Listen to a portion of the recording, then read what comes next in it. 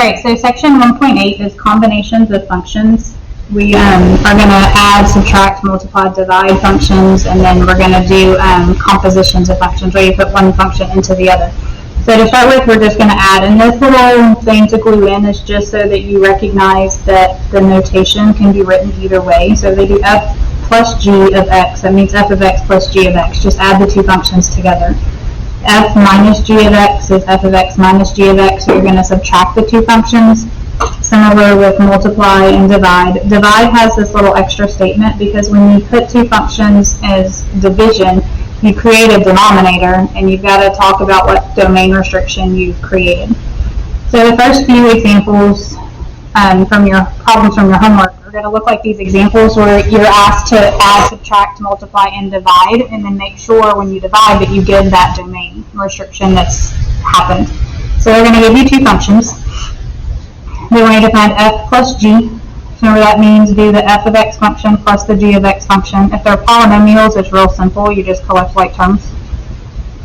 If we are doing f minus g, then it's your f of x function minus your g of x function.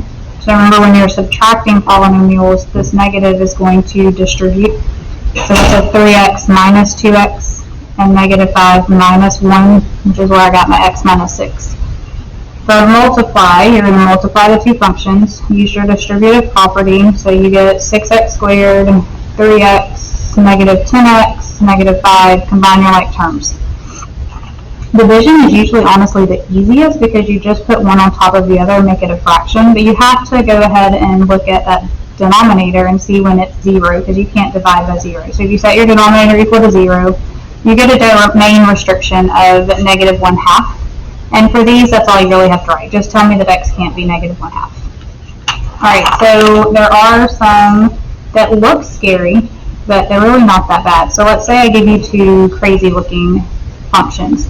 When you add them, you cannot add these. One's a square root and one's a fraction. So you just write down that you're going to add. For subtraction, same thing. Just write down that you would subtract. For multiplication, you can multiply. And so when you do that, remember that you need to make this look like a fraction, so it's over 1. So you have the radical times x squared. And then you have your denominator. And that's all. There's no new domain restriction on these, so you don't have to write it, but you could write the domain restriction for this original one, but you weren't told to in the directions. Alright, so then for division, you're putting the square root function on top of the rational function, sorry, wrong word. So you do need to try to clean up a little when you have fractions inside of fractions. So remember that a division sign and a fraction bar are the same thing. So this is divide, right? So we're going to multiply by the reciprocal. And then you just multiply the tops and the bottoms. And then figure out those domain restrictions. And also in this one you have the added domain restriction from your square root. So remember that we're trying to figure out values that make it greater than or equal to 0.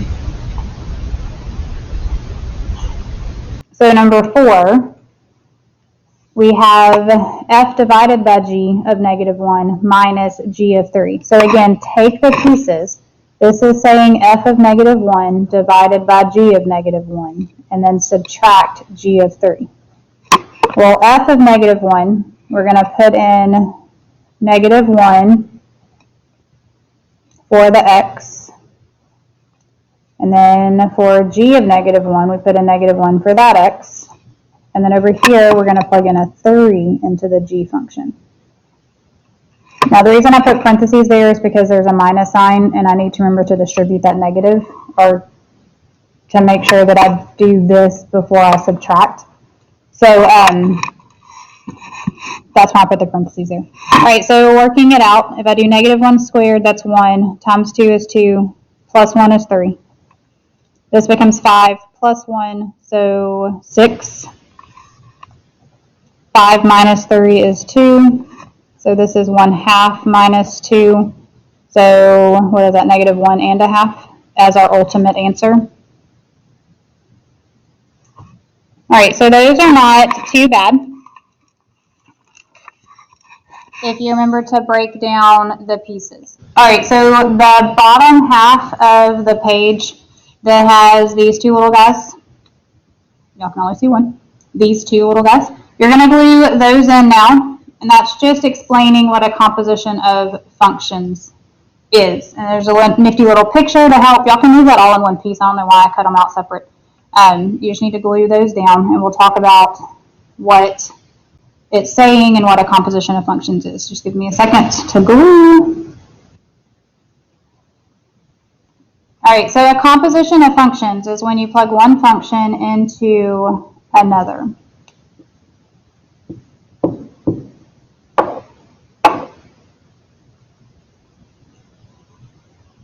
There's two ways of writing a composition of functions. We can write this way where it looks like it says fog, and that means f of g of x. And then this also says f of g of x. It's just some people write it one way, some people write it another. They mean the exact same thing. The thing to remember is that the domain of f of g is the set of all x's in the domain of g, such that g of x is in the domain of f. So basically you're saying you have to use everything in the domain of g because you got to plug it into there. Well, then those outputs have to be in the domain of f. So you've got to kind of think when you do composition of functions about what that's going to do to your domain. But it's not as bad as it sounds. All right, so glue those down. Understand that composition can be written either one of these ways. And this is just a visual saying that if I want to do f of g, I'm ultimately plugging x into both, but I've got to start by plugging x into g and then take that answer and plug it into f. We work from the inside out, so x goes into g and then that answer goes into f. All right, so our first set of directions say find f of g and g of f, and then find the domain of each function and each composition.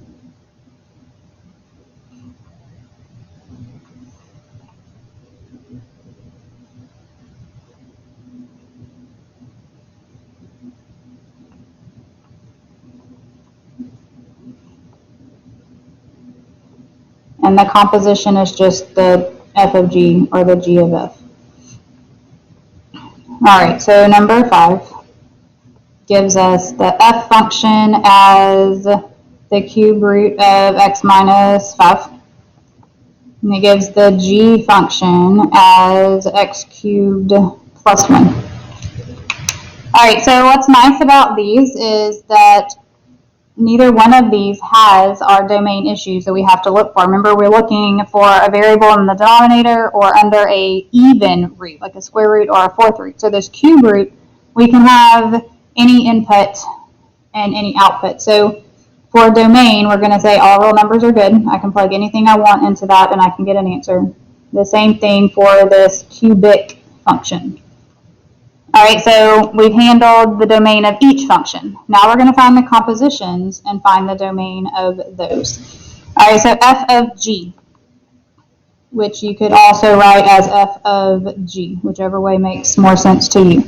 What that means is you're going to take this g function and plug it into this f function. So the easiest way I've found is whatever's on the outside, so the f, whatever comes first here. You're going to write that function down.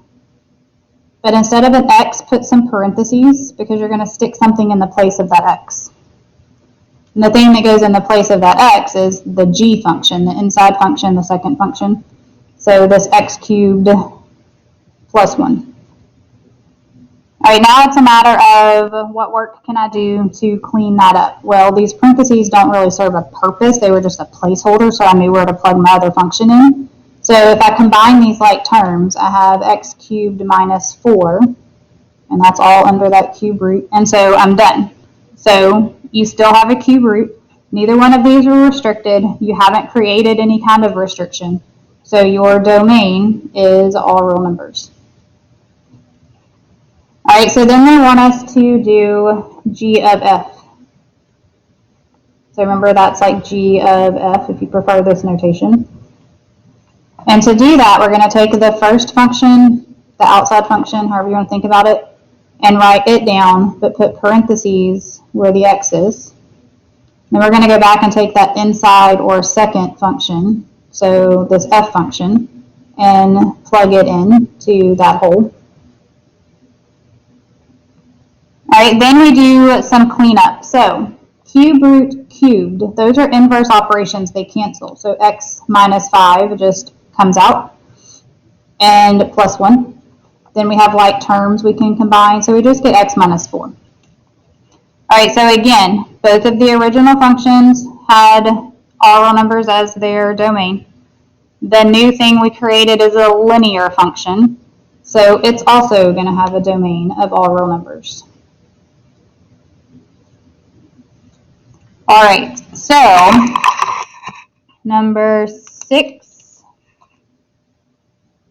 gives us an f function of 3 over x squared minus 1 and a g function of x plus 1. All right, so this guy is going to have a domain issue because he has a denominator that's a variable, with a variable. So our domain here is going to be x's such that x cannot be whatever it is that makes that denominator 0. So remember, you can come over to the side, take your denominator equal to 0. We don't want it equal to 0. And then solve that little equation that you got. Take the square root, and you get plus or minus 1. All right, so we can say 1 comma negative 1. You can put plus or minus 1 too, whichever. All right, this guy is linear. He has no domain issues, no square root, no fourth root, no denominator. So his domain is all real numbers. Those infinities were a little horrible. Let's fix them. Okay, so now they want us to do f of g. All right, so again, if you'd rather write it this way, whatever. They mean the same thing. All right, so we're going to take the f function, write it down, put parentheses instead of the x. Take the g function and plug the hole. All right, so now we have to do a lot of cleanup. Sorry, y'all, I'm trying to watch what I'm doing and I'm not watching the screen, so I'm not keeping it on the screen. I apologize. All right, we're going to do a little cleanup. So again, over to the side, just so you know where things are coming from. If I do x plus 1 squared, that means x plus 1 times x plus 1, which is x squared plus x plus 1 when I distribute. Combine your like terms, and it's that. So this is 3 over x squared plus 2x plus 1 minus 1, which is just 3 over x squared plus 2x. So then we have to decide on a domain. Well, you have to just look at what you got, honestly. I mean, it is, if you read the thing that we glued in, that it has to be in the domain of G, because you have to plug into G first and then into F if you are going to evaluate. But if you just look at your simplified version, you're going to handle that just fine. So if you just look at the domain of this guy, we're going to say x is such that x is not whatever causes that denominator to be 0. So x squared plus 2x can't be 0. So factor out an x. So using our zero product property, solving a quadratic, which we did when we found zeros the other day, we get 0 and negative 2 are not in the domain. All right, so working the other way, if I do g of f, so g of f can be written in that notation. So we're going to take this g function, put parentheses in place of the x, plug that hole with the f function. All right, now we could do some work and clean that up, but there's really no point. We can just leave it. There's no point in getting common denominators and making life harder because it's not really going to be any more simple than that. All right, if you can do some simple math like you did here, then I would suggest doing that. But If you're going to have to get common denominators and things like that, I don't suggest you really worry about it. It's not going to make it any better. All right, so this is our new function, g of f. So for the domain for that one, if you look, the issue is the same as this f of x. So you really don't even have to think. You know that we want all x's such that x is not 1 or negative 1. Because the same denominator is here that was here. So you are done with that. Okay, so that is composition of functions. The hardest part is the domain, but that's its own little thing. That's not new. We've been working on that for several days. Okay, so next you have this little guy.